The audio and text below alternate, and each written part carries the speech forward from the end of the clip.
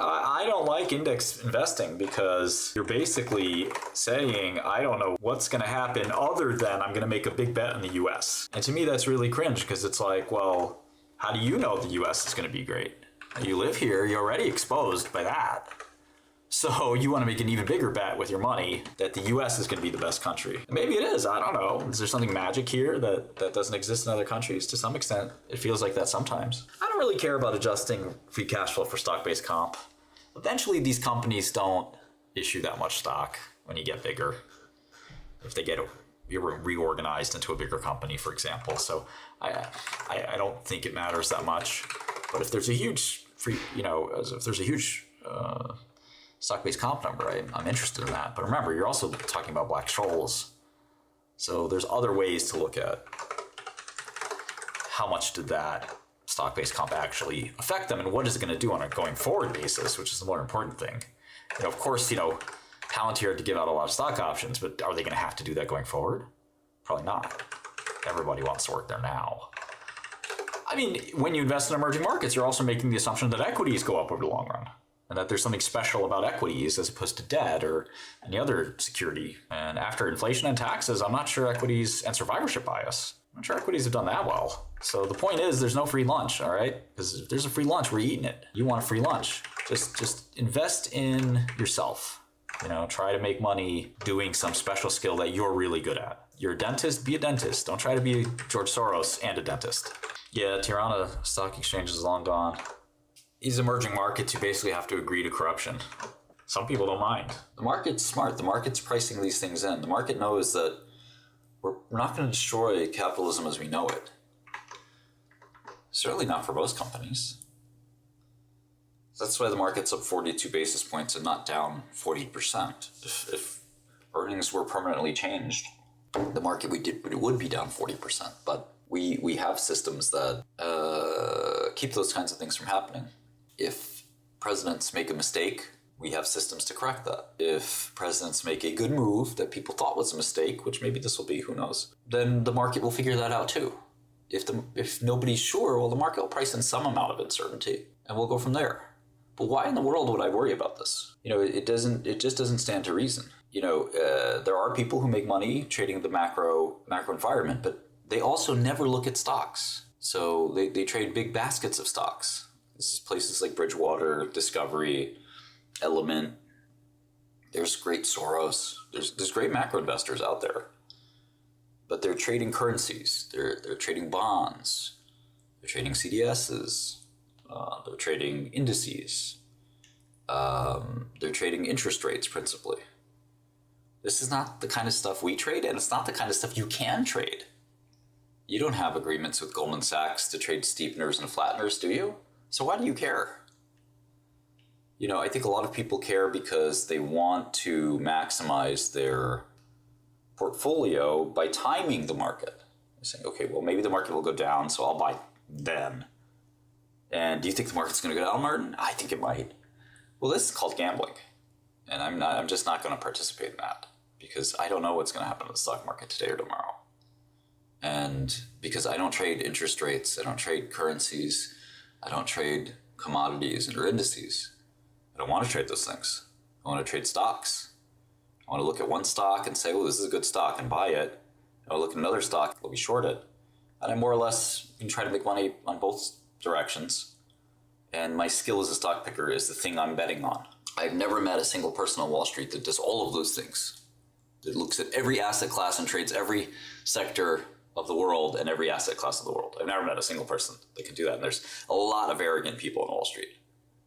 Nobody is that arrogant to pretend they could do it all, which is surprising because Wall Street's a pretty wild place. It's, kind of as a value investor is what I care about a little bit.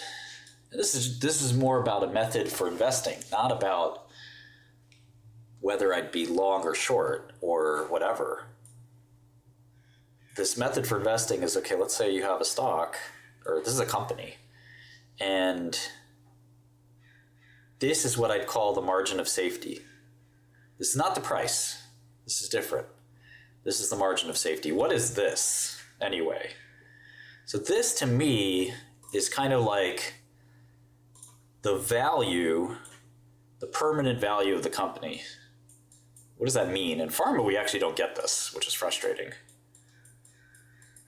And permanent value is kind of the moat. And this is the earnings that you can kind of rely on for a long time. For Coca-Cola, that's like basically the whole company.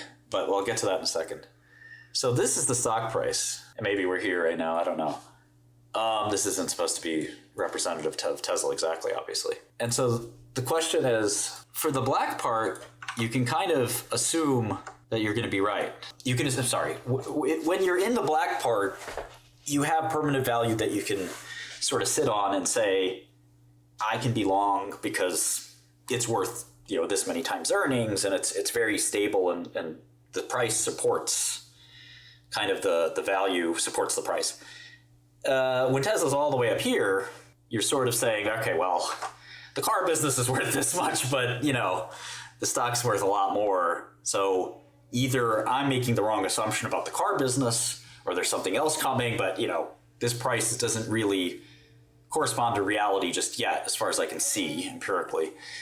And then there's other stocks where what you see is what you get, and that these lines are superimposable in essence. The value of Coke is largely been built up over some decades, and it's sort of reached an asymptote. And the price of Coke, interestingly, I remember this, believe it or not, kind of overshot this. And Buffett famously said that one of his biggest mistakes was not selling in that period, because this is one of the core dilemmas of and sort of advanced value investing is, if you have a compounding machine, should you ever sell? And Buffett's publicly said no in the past. And I think that the reality is some others have said, and including Buffett, have said yes. There is a price that's too high for everything. Coca-Cola is a wonderful compounding machine on its return on equity and its return on assets and things like that. The so-called Buffett return I've described a few times. You're not getting the price of the original owner. Even if you are the original owner, there is a price that's sort of saying, I'm going to, like this was like 30, 40 times for Coke. And Coke was not growing. It made no sense. This was roughly 2002. And on the assets, like, okay, so this is the Coke plant. This cost $7 billion in CapEx to create and to maintain.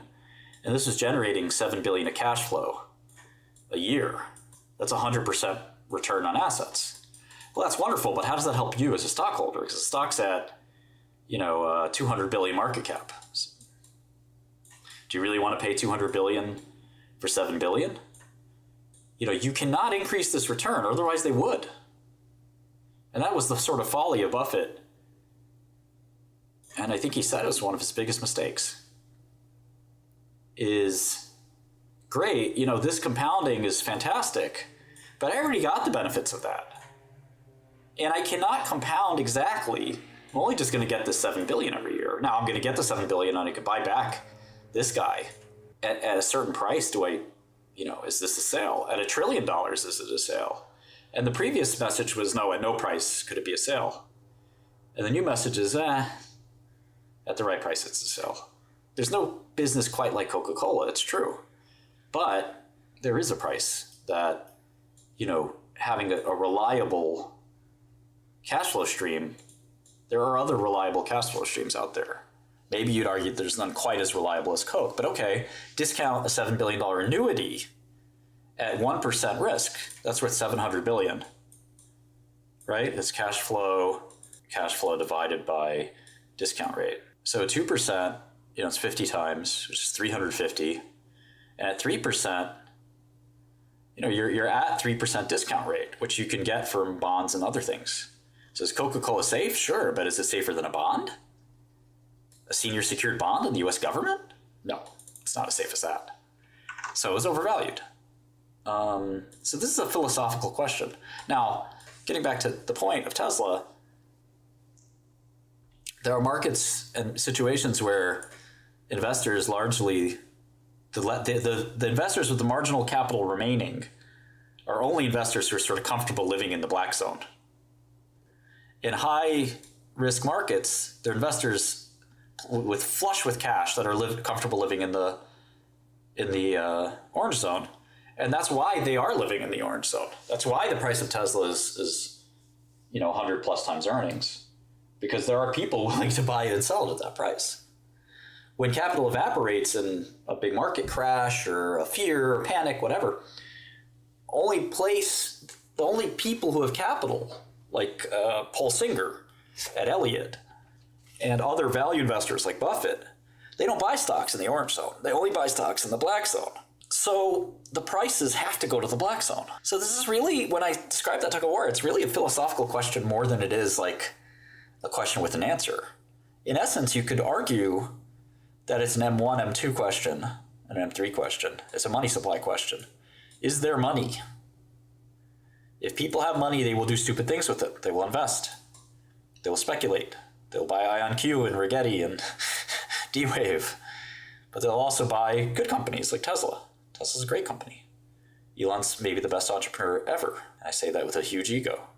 What you're really asking is, when will the money supply change? Because that's really what matters. And sometimes when you're looking at these stocks, what's more important is, what is their ability to capture people's imaginations? That's why quantum rallied, right? That's why all these quantum stocks are up a lot. They're capturing people's imaginations, and there's tons of cash. Tons of cash. No unemployment, so people had money from that. Rising prices and everything, so people had money from that. I mean, there's not really a whole lot to the strategy other than, I guess I can give you a breakdown of my master plans, okay? Step one, it's a pretty simple plan, but you got to follow it. And you can't omit any of these things, okay? So when I say look at a lot of stocks, I mean hundreds, if not literally every stock in your sector. So like 1A would be, stick to one sector.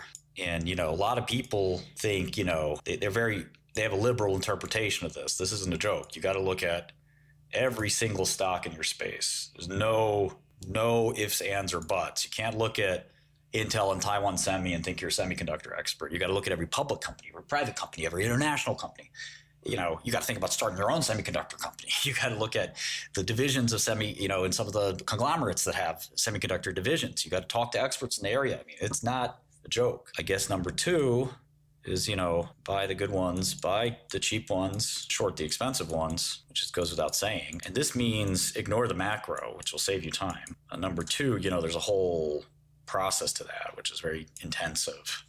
But, you got to pick how many companies you want to look at, make it as large as you can possibly do. You got to evaluate the companies, and then you got to execute on the trades. Don't use leverage, but don't be afraid to take a big position on two conditions. One, you're already up.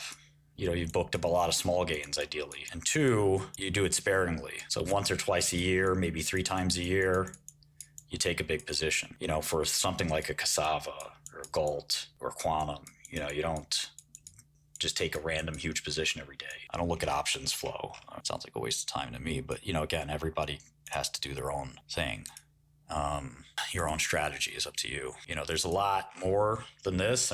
Like the whole stock evaluation section is obviously something I've taught extensively, but generally you want to ignore a lot of things that make a lot of noise and take up a lot of time, because always go back to number one, a lot of stocks. And this is just obvious why you'd want to look at a lot of stocks, but ignore macro, ignore other traders. This is really big. Other buy side, and ignore the sell side. Do your work all by yourself. I don't even think you should build a big team. I used to think building a big team of analysts was a good idea, but I'm not even sure that's true. Just do it all yourself. That's really it. Everything else kind of falls into place. There's no substitute.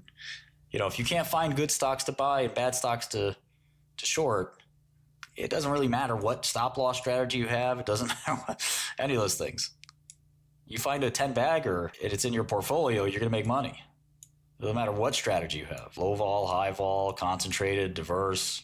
Not going to make a difference. You're going to make a fortune. Don't follow any buy-siders or sell-siders. You got to do you. They're not putting money in your pocket. You can pay attention a little bit, but at some point, if you just become a hedge fund groupie, that's not going to do you any good. I think you got to have a network. You got to, especially if you want a career, you got to be somewhat personable and talk to the other market participants. And if your strategy relies on market participants, you got to talk to them. understanding them, what they're thinking. But in general, this strategy is kind of bulletproof for basically just, you could do your own homework and sit in there and study and invest and do anything. And the only thing I'd say about, positioning and trading and stuff like that is, never forget IRR as a concept, a really important concept. A 5% gain in a month is a big gain, and it's a lot better than a 30% gain in a year.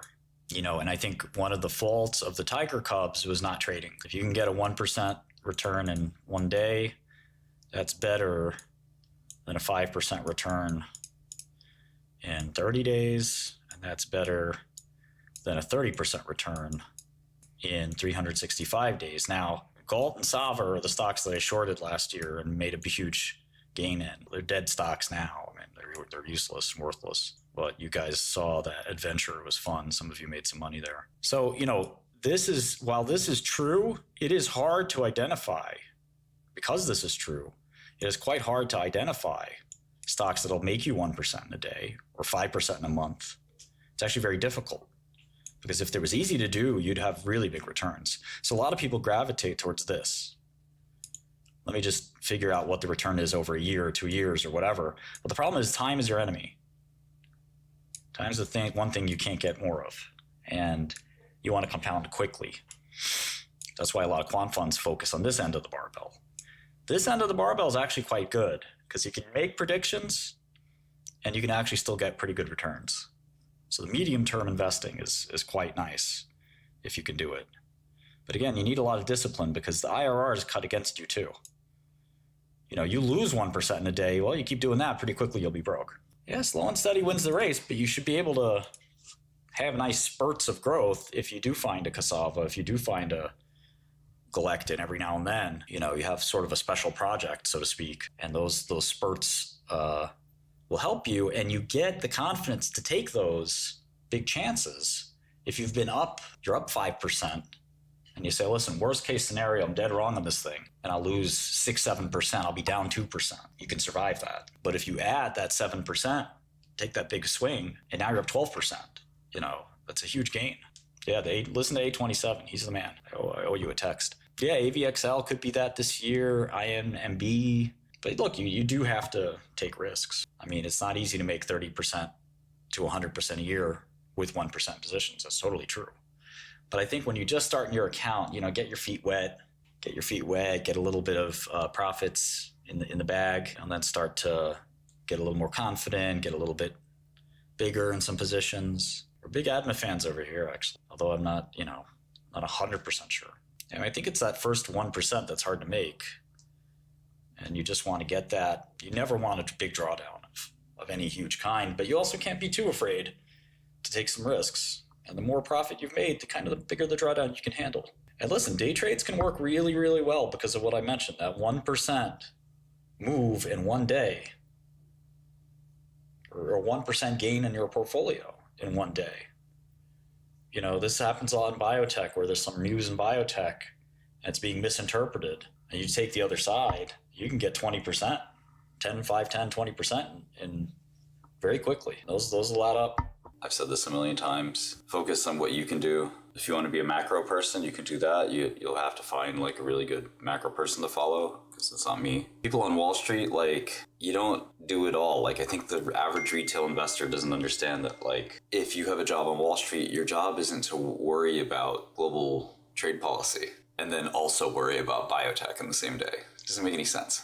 You stick to what you can do effectively and ignore everything else. I would drive myself crazy if I had to worry about the macro environment and how it's going to affect stocks, and then also worry about if Anavex is going to EMA approval, right? And then also worry about what's happening in crypto or what's happening in real estate or what's what? I know who good macro guys are, but they're not people online you can follow. So I don't know. To me, it's a pretty simple formula that we're doing that I'm trying to teach and have people follow. And you can see that I'm trying to ignore. At the same time, I feel like people are curious. They want to know about it. But I think you have to look at companies. Let's look at PayPal, for example, which we worked on extensively yesterday. We actually didn't really do a DCF, so let me quickly do one. But the point I'm going to make which I want you to really internalize, is that company is worth the discounted sum of its cash flows. Nothing more, nothing less. Why? Because ultimately, if you're a business owner, if you've ever been a business owner, there's one thing that matters, which is your bottom line at the end of the year. And it's no different with a publicly traded company. In the long run, in the short run, there's all kinds of noise and nonsense. I'm trying to encourage you to ignore those things. Why? Because the market is a discounting machine. It is very, very good at also ignoring those things. In relatively short periods of time, the market will see what you see. There'll be noise. The price may not go exactly as you planned. You may get it wrong. But if you follow this method, typically you'll be successful because the market will discount the long-term cash flows of the company into the stock price. The long-term cash flows, here's the real big point I'm trying to make. The long-term cash flows of PayPal have nothing to do with Donald Trump. They really have nothing to do with trade policy. They have nothing to do with anything other than things that affect PayPal specifically. And so to me, and again, I'm not disparaging anybody that looks at the world otherwise, but the way I do things is going to be the very irresponsible and just downright a waste of my time to worry about any of those other things. Because my job is to worry about PayPal. My job is, if I'm trading PayPal, is to learn the payments industry, which quite frankly I don't know that much about. But here's the point. I can take my time, which I have very limited amounts of, and I can invest it in learning a fascinating industry, the payments industry. I learned a little bit about it yesterday. I was reading about Visa, and I could spend a few hours learning about it more today. Or I can worry about what some politicians are doing that I can't change, and that if I hedge appropriately, it doesn't affect me at all. Or at least it affects me very de minimisly. Because for everything I'm long, I have a short, and more or less, it's not going to really impact my portfolio.